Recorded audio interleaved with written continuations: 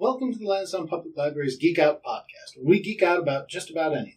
Everyone's passionate about something, so we'll sit down with a variety of people to chat about their interests. There's so many hobbies, activities, and fandoms out there, it can be a little daunting for someone on the outside. So we'll geek out with our guests to get excited for something new or something old and hopefully make it a little more approachable. Today, we're talking with Maria about Dungeons and Dragons. Hey, that's me. I'm Maria. I play Dungeons and Dragons. I'm fighting every urge I have at the moment to just do the classic, all right, you're all at a tavern. Yeah. That's definitely the best way to start, right? Most appropriate way to start. It's certainly the most common one I think I've personally seen. It's either that or a prison. Oh, that's fair. Those are drastically different starting settings for an adventure. But I guess we should start off. So, Dungeons and Dragons is called a tabletop RPG. What is a tabletop game, and what does RPG mean? So, a tabletop game is a game you play on the tabletop, right? Yeah. So, I'm Alex Stockdale. I'm also joining in. I also play Dungeons and Dragons. So, yes, a tabletop game is just what it sounds like. There's a wide variety of tabletop games. I think people are most familiar with the board game format, but Dungeons and Dragons doesn't follow that strictly, but it is still a game that you play on a tabletop. So you can think of it as an expanded board game, or a board game without a board. Well, it can involve a board, though. Right? I usually use battle maps. Yeah, you can use multiple boards. Yeah, so. Also very true. So what makes it different than, like, Candyland? Well, board games, you're usually restricted to the board that comes with the game itself, whereas with these types of games, these role-playing games, which is what RPG stands for, you can use multiple boards that you can print out or find. You could just make up something. You can draw them, or you don't need to have a map at all. If you can try to keep it in your head, you can imagine the world. So it's a lot more expansive. It has a lot more possibilities than a strict board game would have, like Candyland, where it's a set board. Yeah, every game is different, every group is different, and it is completely open to make it whatever you want. So that you can't do that with Candyland. No, I would argue that you can't really even enjoy playing Candyland. That's personal bias, I suppose. But you could technically, if you wanted to, have a Dungeons and Dragons game set in Candyland if you really wanted to. So it's something where you can include whatever you want or take out whatever you want. I guess the biggest part in like the tabletop RPG thing is the RPG, which is a role-playing game. So everybody's pretending to be a role. And that's a huge factor about D&D and other tabletop role-playing games that make it really fun, is that you get to create a person and create a character rather than just following some arbitrary set of rules as somebody trying to complete a task. Generic person. As opposed to using Candyland, not to keep making fun We're of it. We're really beating up on Candyland. I enjoy Candyland. It's very simple. It's like cotton candy. There's not much to it. It's very just like this is a thing. There's not much deviation. Yeah. And once you're done, you're done. I mean, if you want to play Candyland, you could literally replace the experience by rolling dice, and whoever gets the higher number wins. Because that's really all Candyland. Yeah, there's no. But again, we probably should stop. This is a Candyland episode. Oddly enough, I think with Dungeons and Dragons, you could make the same argument. Whoever rolls the highest number of dice. I mean, there's strategy, there's skill involved in the narrative part, in the role playing part, and then choosing which skills you get involved with. That's another big part of the role playing aspects that we're talking about. Role playing games. Is that in these role-playing games, again, Dungeons & Dragons is the one we're talking about, but there's a large variety. They have a set of stats for your made-up character, and you get to customize those, you get to develop them as you go along, And so this really is your character, and each character can be unique. And so it isn't just a generic pawn for each player. Each player does have their own abilities, and you can say, okay, my character is particularly strong, so I will choose to do things that are strength-based. So you can tailor what you do towards the skills that your character has. Yeah, and it makes it balanced. I mean, that's what's really fun, is that you can't be great at all things. The whole game is a series of decisions that you get to make. So you can't be super duper smart and super duper dexterous and super duper strong. Like, you gotta choose something. You gotta give in somewhere. And I think the flaws are generally more fun to play with than the skills that you have. I've definitely had a lot of games that have been decided a lot more based on the dump stat than the actual core stats for characters. Yeah. Do you want to explain what that means? So, as we were saying, you fully customize your character in this game to within certain limitations, and depending on how you decide your stats, my playgroup usually just uses point buy, which is you have a set number of points that you can attribute to each stat, which ultimately means one of those stats is going to be bad. Traditionally, in at least my parties, it's either strength or intelligence, and the real problem comes in is that usually isn't just one character has that. It's almost everyone in the party ends up dumping the same stat. Oh, no. So we're all a bunch of idiots, or we literally can't move something out of our way. Cursed by a door, again. Groups tend to prefer a specific stat over others sometimes, so it is amusing. And even so, that doesn't ruin the game. It can make the game even more fun when your entire party can't open a door, and it just becomes a bit ridiculous, but in a fun way. It always leads to a lot of exploration of, all right, we, the players, know what this is. Our characters don't know what this is. So how do we figure out a way to circumvent this problem using what our characters are capable of? So, Dungeons & Dragons, I think people generally, when they think of it, they're like, oh, super high fantasy, but like, goblins and fairies and magic and all that. I think a lot of people might consider it really as sort of a childish thing. Is D&D really like just a kid's game? Can be.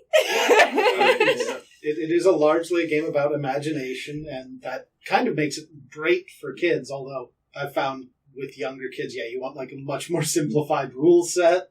It's a little bit hard to narrow it down because since it's a role-playing game and since it's not confined to a specific board or anything like that, it's about the narrative. So it is an interactive story.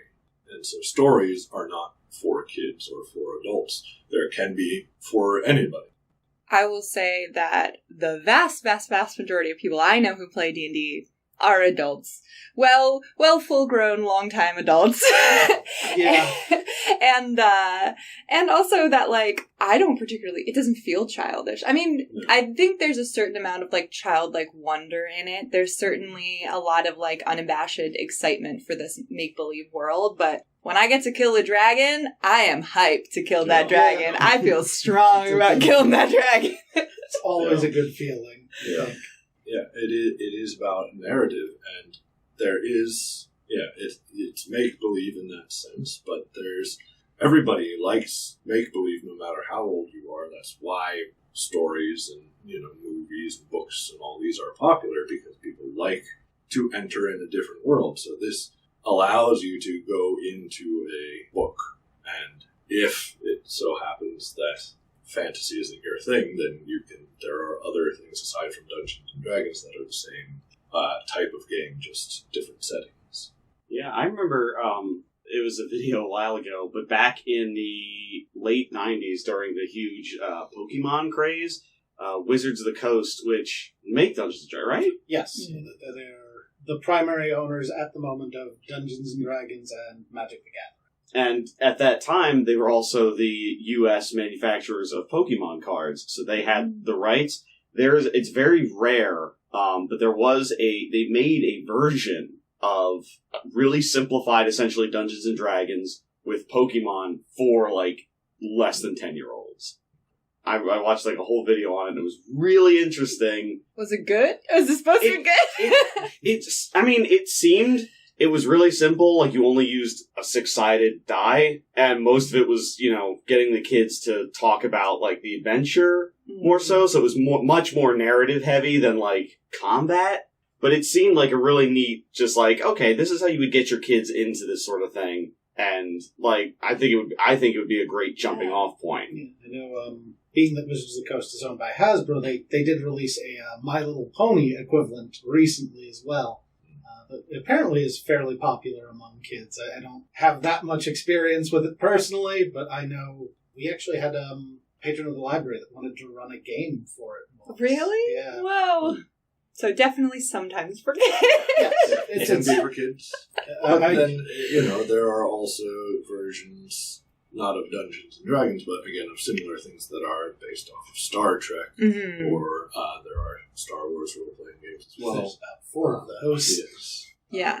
And you can also homebrew different things where you can have it set, basically in any of your favorite stories. It can be extremely mature or extremely childish.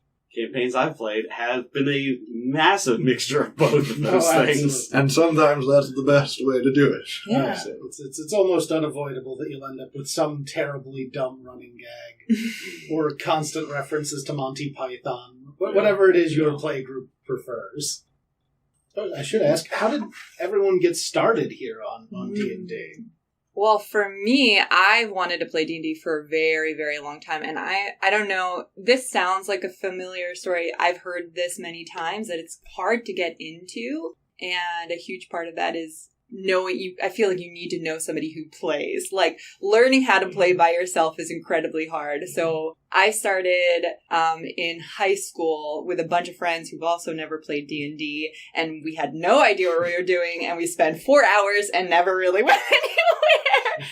But I've been playing since then, and I've had quite a few campaigns with some different groups, and have been playing for about, 7 years? 7 years.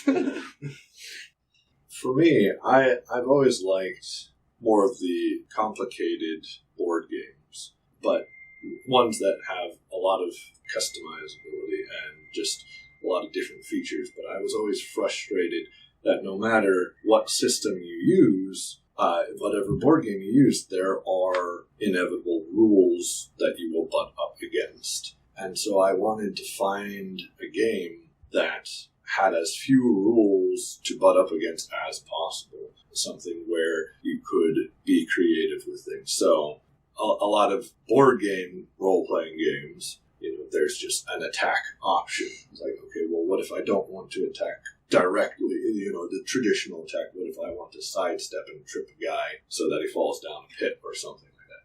Most board games won't have a ready mechanic for that. So Dungeons & Dragons, though, allows you to have that incredible amount of control over your own actions and therefore of the narrative to make it much more immersive, much more of a story.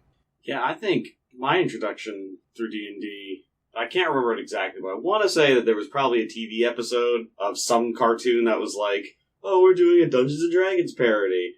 And I was like, that's pretty cool. And then a few years later, I think late high school, early college, a buddy of mine was like, hey, I do this thing. Do you want to join in? So I said yes. And I had no idea what I was doing. Still really don't. But I've had a lot of fun. I've met a bunch of people that are just, hey, I have an idea for a campaign. Do you want to join? I've done it. Some of them have fallen apart. I tried to do one. That fell apart. But generally, it's, you sort of know somebody, and then you get into it. But also, I was introduced to a Dungeons & Dragons podcast that every now and then, whenever I go back to listen to it, it doesn't matter what, but I'm immediately drawn in and go, I could really go for playing another game of Dungeons & Dragons. And it is a bit of a vicious cycle. I think I've probably been playing the longest. My Uncle Richard used to play. So my first experiences with D&D are with what is called 2nd edition. Which, for those of you who don't know, let me just explain this as simple as I can. D&D has gotten a lot nicer over the years. We are currently on what is called 5th edition. 2nd edition is more commonly called Advanced Dungeons and Dragons. And yeah, you're expected to die a lot in that version. He taught me when I was very young, and then I kind of ignored it for a while. And then in high school, me and a bunch of friends were playing 4th edition, and that just sort of fell through. And then all of a sudden, same thing with the podcast hitting. I suddenly had that urge again. And the next thing you know, I own all of the books on D&D Beyond, and I've even run a game here at work for patrons. And I kind of do want to look back to that because D&D has kind of become like big media nowadays. Ooh, yeah. Do any of you listen to any podcasts or watch anything involving D&D? I was introduced through graphic novels, actually, to the Adventure Zone podcast. Yeah. And I really enjoyed that, which, for those who don't know, they did a Dungeons & Dragons campaign and then have branched out to do other role-playing type games. So it's all within that theme. And from there, I kind of, since that was so interesting, but then they didn't play Dungeons & Dragons again immediately, I Googled, different Dungeons & Dragons podcasts, and I kind of went from one to one, trying to find one that I liked, and I eventually came upon Critical Role, which I think is probably the most well-known one, and is getting it has a TV show now. Yeah, full animated series. Yeah, and so I'm currently listening through that and enjoying it quite a lot. Yeah. I also, big Critical Role fan, definitely a critter. I have been watching the new episodes, but seeing them, and they are like professional voice actors telling stories like this is like the Olympics of role-playing games. If you ever think that, you might be too cool for Dungeons & Dragons, watch Critical Role, where there's full-grown adults who are from various walks of life, and they're all loving. So it's for everybody. Definitely. But not to cut you off. No, that was really the one that I was interested. There are lots of really good ones. I've listened to some Adventure Zone, Not Another D&D podcast. I know that there's a bunch of them, and it's a great way to get into it too. I feel like I know a lot of people who even just learn the rules by watching and listening, which is helpful or hurtful when it's a homebrew rule. There are a handful that are done incorrectly by accident, and sometimes intentionally. Sometimes it's that this rule doesn't work for my table, so I'll change it. That's the best thing about D&D is you get to keep whatever you want. It's just like it's like the laws of physics, except you can remove some. I'd actually very much encourage people. Of course, you have to get familiar with the game first, but Dungeons & Dragons or any role-playing game is just the building blocks, and then you go from there to make your own game. Yeah, it's what they call a system. So each of these games are essentially built on a different building blocks of, all right, these are the dice you use, this is like your characters, what they're capable of, but not limited to, essentially. Dungeons & Dragons has all sorts of magic and weapons and proficiencies and jobs, and it's a lot of stuff. But other games like Monster of the Week, where the vibe is a lot less high fantasy and more like episodic Buffy the Vampire Slayer, it's much more, you picked this class that's the token coward character, so you have to use Shaggy. Yeah, you have to use can you run away from the monster? What do you gain from that? And it's those, that's the basis. You don't have to you can even do vice versa. You can have Dungeons and Dragons in a modern day setting. All that really matters is, okay, is my businessman going to use magic to fight something? Either his boss, who may or may not actually be super evil? We don't know. But here's how to do it. Roll your dice. They are just sort of fun systems to build off of. And I mean, you mentioned Monster of the Week. That itself is essentially a variation of, I think it's the Powered by Apocalypse, is that game design. And this is just a specific niche filled within that design. Back in the 90s, I know Wizards of the Coast had a book that was, for modern D&D. I don't really remember much of it besides just looking through it one day and having no idea how any of that worked, but it was interesting to see that it's like they took their existing system and just reskinned it. I notoriously homebrew monsters for my campaign because I like to make sure my players are stuck on their toes a bit. Everybody knows how to fight a dragon or a goblin, but you start throwing weird stuff at them, it gets them a little bit more worried. What are they called again? I can't remember the monster's name right now, but it's the popular one with all the eyeballs. Oh, Beholders. Beholders! Yeah. In fairness, nobody actually knows how to fight a Beholder. the correct answer is don't. Yeah, hide. Unless you're like level 15, and most games honestly don't run that long. I've had some games. My longest game was 5 years, something like that. 5.5 years. And most of that was with the same character. That was fun. Getting to get to those high levels, feeling actually strong. Getting to high level play is fantastic. And if anybody hears that and feels a little bit daunted by 5 years of play, it's actually kind of the opposite. When you get to stick with a character for that long, and again, it's not like you're playing it 5 hours a day every day for 5 years or anything like that. You're usually playing once a week for 4 to 5 hours, if that. It was lucky. Once a month, usually. Yeah. Which it tends to be how it is because people have, schedules lives. And lives. So, but to be able to keep coming back to this character that is your creation and that you've spent so much time developing and have been through the highs and lows of, there is a very strong bond that you can form. I think is a game that only gets better the longer you play it.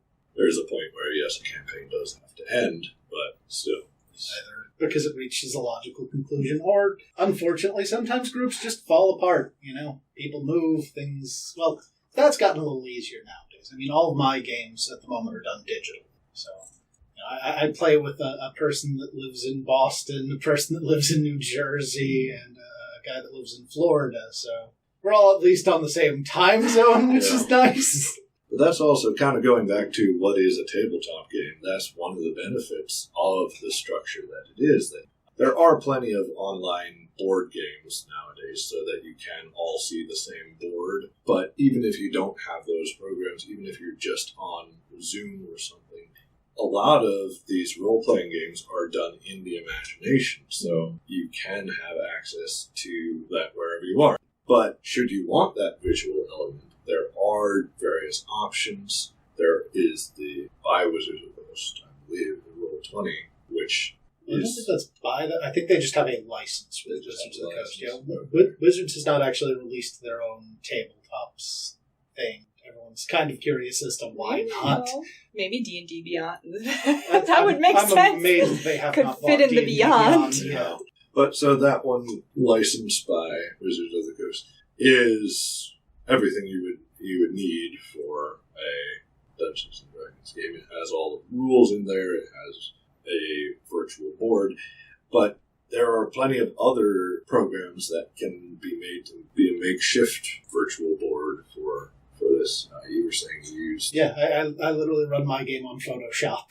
I just share screen on Discord. I move the pawns for them. It's working, and it's, in fairness, almost exclusively because I've been too lazy to actually learn how to use Roll20. It's so easy. But I already know photos.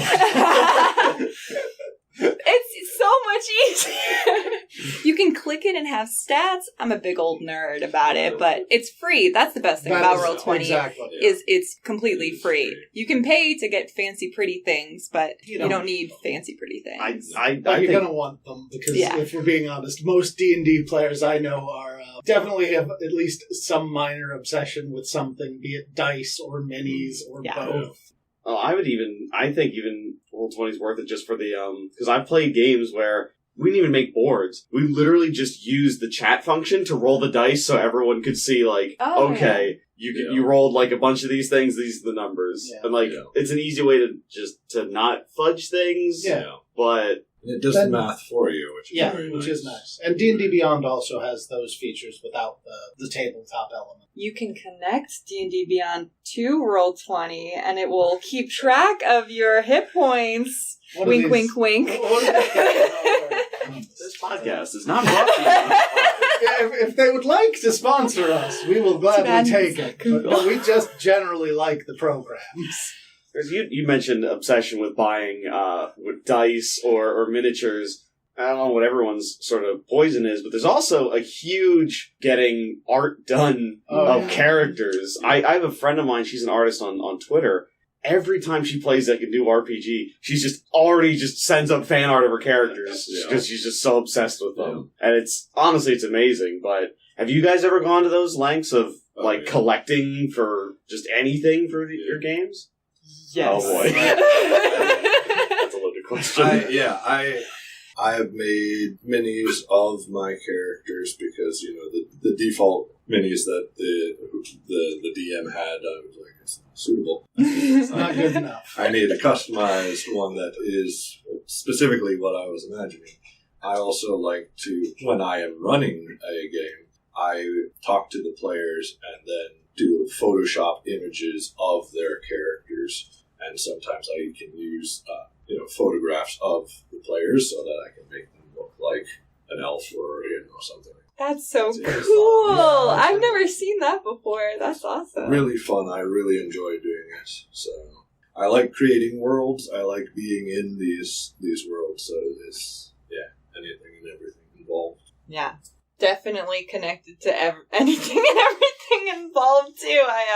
I have a little bit of a mini problem. I've stopped buying dice, so that's good. D&D is a game that's technically free, but I've spent lots of money on it. Yeah. Animated spell cards, there's all kinds of stuff that you don't need to make your game special, but if you're doing something for 4 hours every other week, hanging out with your friends, I want to draw the characters and I want to make it a whole world. I want to knit dice bags. Most of my purchasing has been books, both first and third parties. I do enjoy a lot of, especially Kobold Press does some really good books. And dice. I have far too many dice and at least one set of dice that cost me more than $100. That's not including the fancy box they're in. As a disclaimer, when you get into D&D, that doesn't mean that you don't have to buy these things. Yeah. But I do warn you, you'll probably want to. I'll give a quick plug for the library, too, and say we've got a bunch of books at the library. Yes, we have all of the core books, both for checkout and in our reference section. So that's a pretty good way to get started, but how else would you get D&D Group started? What do you need to run one of these games? Aside from, what do you need aside from programs and... I mean, you don't need the programs. They help. They're great. They're fantastic. Really, all you need if you're starting from nothing, Wizards of the Coast sells a starter kit that is a bit closer to a board game than full D&D. It has simplified rules. It has battle maps for the encounters you might run into. It has cards for pre-made characters as well as magic items, monsters, with all of the relevant information. Coincidentally, we do also have that available at the library for checkout because... you got to get a couple shameless plugs in. Is that Minds of... yes, I believe it runs Mind of Phandelver. And I think it has 2 adventures in it. That's a great It comes with the dice. It comes with all of the simplified rule sets. You don't need to learn the grapple mechanics because I'm going to tell you now, I have never not needed to check the rules on the grapple mechanics. It's if you ever want to make your DM sad, play a character whose primary combat is grappling. It's just a complicated rule set.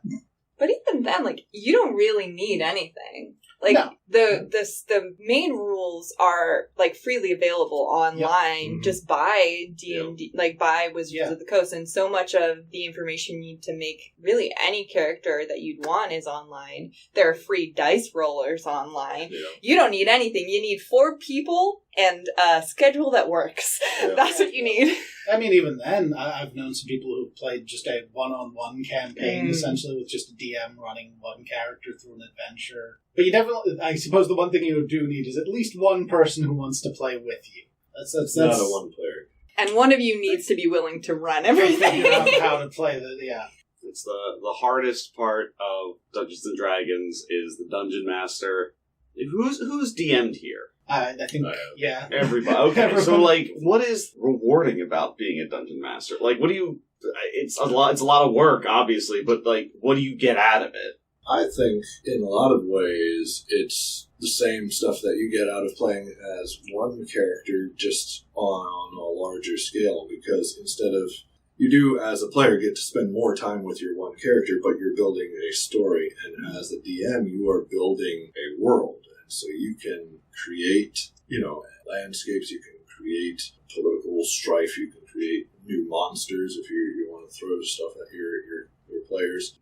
Just seeing something of your imagination come to life is extremely rewarding, and having your players hopefully enjoy it. And one of my favorite things about Dungeons & Dragons is talking about what happened. Yeah. I agree completely. It's an entirely social game, and I'll say right now, I do not DM anymore, which says something about it, because it is so much work. It's like 4 times the amount of work and like time spent in the game. Yeah. Like it is a ridiculous amount of work, which is why you need somebody dedicated to be the DM. But I loved the idea of like creating this thing. It's like you make a toy and you throw it at some people and you see what they do with it, and seeing them like make realizations and make connections or come up with something that I didn't even think of, and sometimes take that little thought and be like, yes, that is true. Like all of those things, really memories with friends, making memories with friends is the thing. I think a large part of why I enjoy DMing, partly in fairness, this is because I've had a buddy who's DM'd for me for, say, 7 years now. And usually get stuck in the DM role. And I'm like, you know what? I'm gonna give them a break. I'm gonna just build something from scratch and see what happens. And there is so much fun in just having the characters meet an NPC you've created and just immediately like, this is their new favorite person in the world. It's like, well, yeah, good. I made that. I'm glad. That's fantastic. And, sometimes it's the NPC you expect them to like. Sometimes it isn't, the classic Boblin the Goblin joke. Sometimes they'll obsess over what you would have first considered to be the wrong thing. But, well, that's what the players want. So now that's worth obsessing over. Yeah. And there is all this prep time, and there is all this work that goes into DMing, but sometimes the improvised stuff can be the most fun. And, the characters that you thought were, there for 15 minutes and you never ever see them again are now, a regular, almost member of the party. The party members visit them every session, something that can, fleshing out that character as you go can be very fun. Can be stressful too, but can be fun. If all of that sounds like a lot of work or, too complicated, the easiest way to start is grab one of the pre-written adventures. Either, again, Wizards of the Coast has made a few. There's also a few available free online. And just run them. They're a bit more linear. You have to let the party know in advance this. If you're playing Curse of Strahd, your goal is to defeat Strahd von Zarevich. Whatever other goals you might have will be secondary. If the players aren't willing to play the game you set before them, find a different game that they are willing to play. Also, kind of an intermediary step between that and a completely original one is you can take a popular franchise that you're familiar with already, like what you're talking about, you could run a Lord of the Rings campaign. And so you're already familiar with the world, with the story, and that sort of stuff. So you're still making stuff up, but you have a lot of the structure already there for you to work with. That can then help you see what you might run into in terms of when it's a completely original story. So there's lots of different options. And it can even lead to great inspirations. I've played games where bosses have just been, I just basically modeled this guy after this video game character. Like, not even, I took him from this other fantasy. No, they took him from, like, a Mario game. Yeah. So you can... Bowser. Exactly. It was some Paper Mario. It was like some muscle guy. It was weird. Lockhawk? No, but I think it was the guy that ran the arena, I think. I forget his name. I don't remember. Either way, totally would not fit in this setting, but they dropped him in and we had a blast. It doesn't matter. You can find inspiration anywhere. No one's going to come to your house and do terrible things to you because you decided to put a character in your tabletop game. It's actually the not-so-secret first rule of DMing is steal everything. Yeah. Anything, any plot line that you liked, any character you thought was cool, everything is fair game as long as it's, reasonable within the world you're creating. Yeah. Again, what Dave was saying, just your players won't ridicule you for copying. In fact, they'll probably appreciate that. They'll be like, I recognize that and get excited about it. Not say, oh, this is unoriginal. I've already seen this before! Yeah. Flips table. So just so we can paint, I guess, a little bit of a picture, does anybody have any really great, stories from your campaigns? Anything that's, anything memorable? Because, like Alex said, you get attached to characters. You get attached to games, moments that just are so much fun because you're with so many people. Do you guys have any that you'd like to share of just moments that just you're always stick with you from your past campaigns? Years flashing through. Well, I'll say one thing. I think the things that stick with me, sometimes they're cool moments, though honestly I don't really remember the cool stuff I did in battle. Usually I don't really remember because it happens so frequently. Yeah, but battle is kind of, for the most part, battle kind of gets a little less important to your character the higher level you are, I feel. Yeah. NPCs stick with me. And also, sometimes the absurd that you get away with. So, I know one campaign I was in was actually in Curse of Strahd, and my party happened to be they liked to deliberate for a very long time, where I was the barbarian character, so I was just kind of subverting their hour of planning by Leroy Jenkins. As it happened, though, my character had acquired a hand puppet of Strahd before going to fight the vampires. So I tried to persuade the vampire guards that Strahd was just very far away and was calling them. And I rolled a natural 20 on my performance. So the DM didn't allow me to fool the vampires because she felt that just was too ridiculous, but did say that I was able to distract them long enough with a puppet show that we were able to get by them. I find Curse of Strahd tends to bring out some very just fun moments. The one that sticks to me, I was playing a changeling when I ran Curse of Strahd, and to give a brief cliff notes, Strahd von Zarovich is basically Dracula. And his primary reason for doing anything is he's trying to find this woman that is the reincarnation of the woman he loved. Well, I was a changeling, and I entered the fight with Strahd in a wedding dress with the face of that woman. Before Strahd even got to attack us, I essentially got a free attack in him because I had my sword hidden in the bouquet of flowers. I went in for the hug and just rammed it into his back.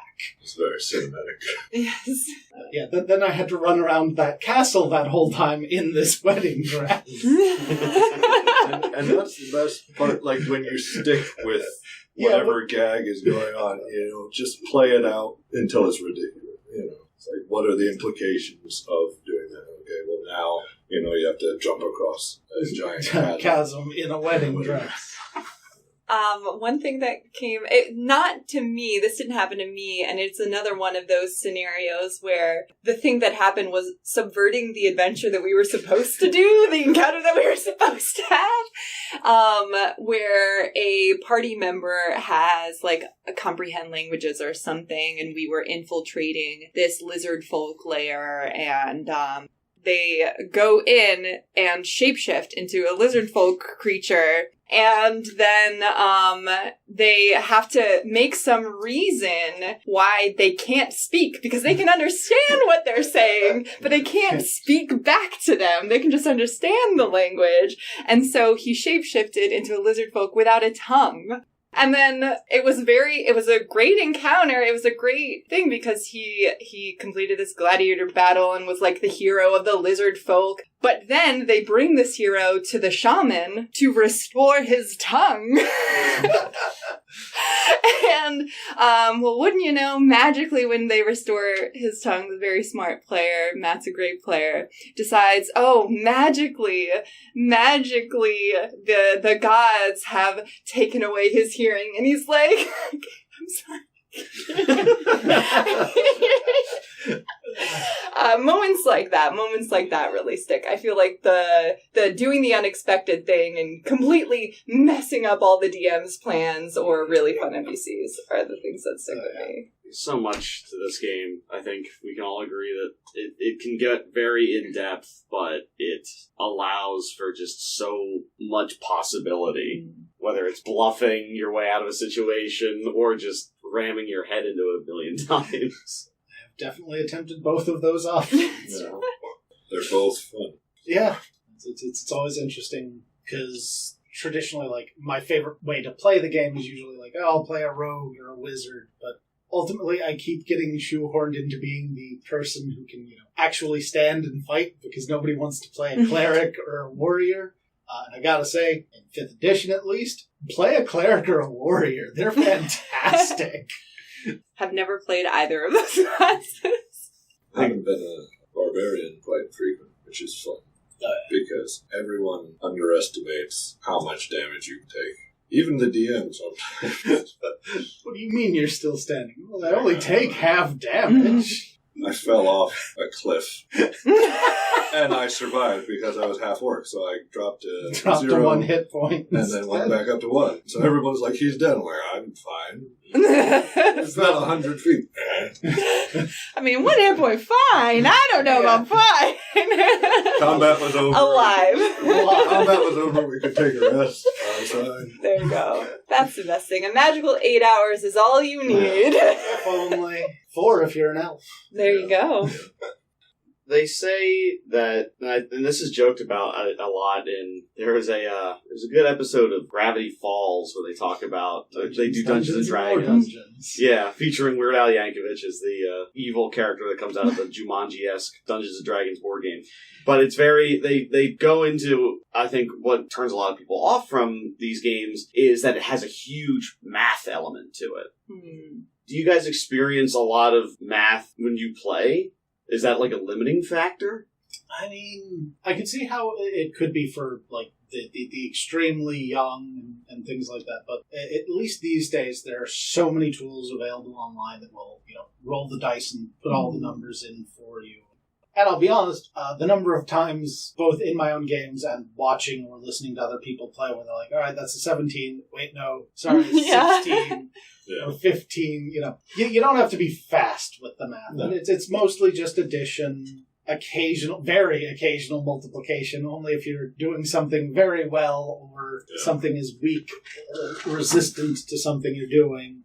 I've heard it called math and make-believe. Dungeons and Dragons. Yeah. And there is a lot of math, but it is simple math, like what Jeff was saying. It's not that the math is complicated, it's just remembering what particular stats you have to add in, and that's not complicated either. It's just something to remember. That's so variable too. Like, there are certain classes that are simpler than other classes and require less math, and if you play a game that's almost entirely social mechanics or puzzles, you don't really have to do as much math. It's the combat that really requires for the math. And if you like math, so like if you don't like math, there's a way to play the game with very little math. And if you really like math, there's a way to play the game with lots of math.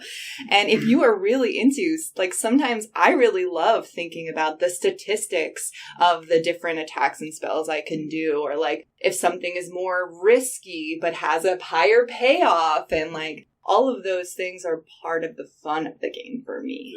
And it's worth noting as well that, I learned math largely through playing board games, video games, and things like that. Like, you can actually teach kids math with Dungeons and Dragons. I personally taught a lot of kids math using Pokemon cards. So, like, games can be a good way to learn those skills. Mhm. Yeah, I've read quite a few stories of parents taking the roles of dungeon masters to play these games with their kids, but also being able to teach them basic arithmetic through them. And social skills. In fairness. Yeah. It is a social game. But above all, it should be fun, because it is a game. Yeah, and it goes without saying, one of the things to remember about D&D and most social things in life is if you're not having fun, either, in D&D's case, it could be as simple as, maybe you're playing the wrong class, maybe this just isn't a good fit for you, maybe you're playing with the wrong playgroup, maybe all you want is combat and you're playing with heavy role players.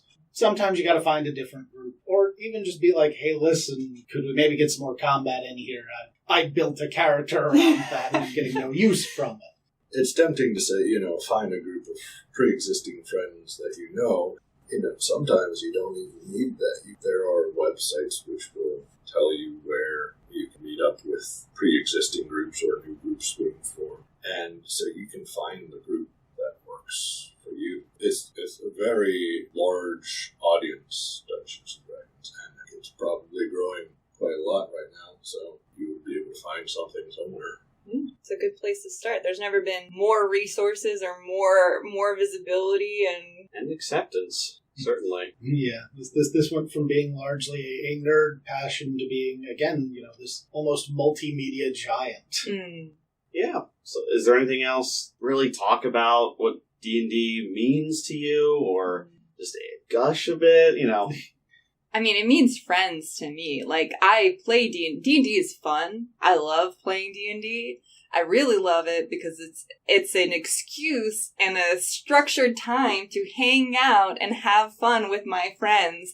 And when you are an adult, that does not happen all the time. It's a little harder. It's true. That's really the best thing that D&D has given me is like it's strengthened relationships and it's kept lines open where normally, people drift apart and you make memories together. You have fun. You have a ridiculous, silly time. Yeah. I think, too, I'm not the most social person. Social situations that are not structured, where it's just like, oh, let's just hang out. I run out of things to talk about pretty quick, but this gives material to talk about. It's a reason to get together. It's something. It's shared experiences while you're just sitting around a table. It's really great for that. It's really great to explore different ideas, too, since it is role-playing. You can create a character very much like you, or you can create a character the complete opposite of you. So you get to just experiment, have fun. And I think also one of the biggest things for me is just stories. I just really, really enjoy stories. And this is a way to enjoy them as close to firsthand without actually going on an adventure to slay a dragon. Much higher chance of success as well. Yes. Well, we spent basically the last 2 years partially locked in our homes. So I went from doing one D&D game a week to 3, because it was really the only way I could see my friends. It's been very nice to have, as we're still honestly nowhere near back to normal. It's a great distraction. It's I look forward to, Thursdays, Fridays, and Saturdays, just hopping online and just playing this silly game with my friends. And, I think about where we are, what we're going to do, and it's that big thing to look forward to at the end of the week for me. Yeah, I mean, yeah, same. Dungeons & Dragons is just, it's introduced me to a lot of things, a lot of different friends, different people, and I'm not great at remembering stats, but I try to make up for it by, putting as much effort into these characters as I can. I think the most recent character I played, I loved everything about them, and I could not remember, I don't think I was the strongest. I think I was like a paladin, so I was like somewhere between I can bludgeon somebody and I could maybe heal a broken bone, but the majority of that was I have a high charisma stat, so I am just going to just make everything okay, and it was playing a little bit out of my comfort zone, but because I had great people I was playing with and a fantastic dungeon master that was ready to roll with the, what in improv you refer to as yes and. So you're not limited to these things, just being able to do stupid, silly things in a much more feel-good atmosphere. It was so much more fun, and it's really brings me a lot closer to even my close friends. Through, it's becoming friends with my friends over again. Yeah. Oh, yeah. I mean, that is something I hadn't considered. As much fun as you might have as your character, seeing the characters that the other players come up with and learning about them is such a fun, there have been times where it's, one of my best friends in the world has played a character that both me and my character actively just wanted to beat over the head, but it's still just That's fun. Exactly. It's I know exactly why he designed the character like that, and it's fantastic, but I just, as a person, if I met his character as a real person, I would despise them. So yeah, we really need to come up with a proper closing statement for these, don't we? Probably. I mean, we've covered a lot. Do you guys think we missed anything with Dungeons & Dragons in introducing possibly a brand new audience into the world of make-believe? This is very niche, so I'm not sure who I'm saying this to, but one of the things I like about Dungeons & Dragons is that a lot of the character types and monsters and stuff are from mythologies. They don't get them very accurate at all, but they're a starting point. So Dave was mentioning his character is a paladin. Okay, well, the paladins in this game have no resemblance to the actual historical paladins. But now you know that something called a paladin existed, and you can go back and you can read about the actual paladins who were, the Knights of Charlemagne and what they did and why they were so significant and why we now, over 1,000 years after they all died, why we're still talking about paladins. The mythology and the history that is being carried on in name, even if it's not completely accurate. I will never stop being angry about how mechanics with mirrors and gorgons do not actually match the myth. Well, I'm still annoyed about Baba Yaga instead of Baba Yaga. But still, it's a good introduction. Anything we missed? Not really. I don't think so. I think if you want to start, you have everything that you need. If you have the opportunity to play, pick a pre-made character and just try. Just try. The worst case scenario here is you waste a few hours of your life. And you'll probably, honestly, have fun doing it, even if you decide D&D ultimately is not for you. Give it a shot, see if it clicks, and if you feel like maybe this is the wrong setting or something like that. Those are all things that there are so many other options for. If you wanted to play in the Star Wars universe, there are at least 4 different rule sets for that. I personally recommend the Fantasy Flight version. If you want to play something modern, again, there was the old Roll20 modern system. I know GURPS has a bunch of modern stuff. There's thousands of these games out there. So if you like the idea, but not so much the setting, just branch out. There are more options than you can possibly imagine. And to add on to that really quick, there are so many games that are not long.